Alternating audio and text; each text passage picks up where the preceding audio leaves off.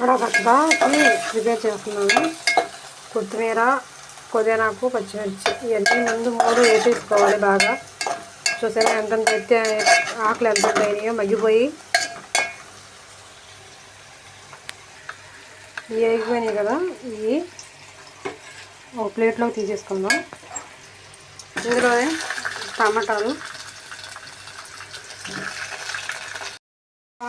ఇలా వేసేసుకొని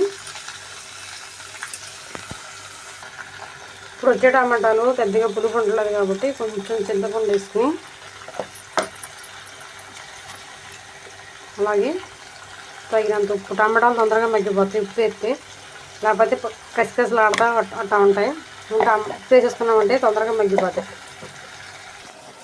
చూసారా ఉప్పు ముందేయడం మొదలుచి టమాటాలో ఉన్న నీరంతా వచ్చేసింది. ఇదంతా ఎగిరిన దాకా ఎగరబెట్టుకోవాలి.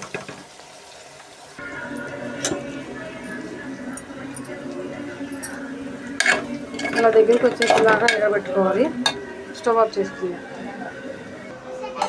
మిక్సీ జార్లో వేసేసుకుందాం. ముందు వేసేద్దాం మిక్సీలో, తర్వాత టమాటాలు వేద్దాం. ఇది ఇలా అయిపోయింది కదా.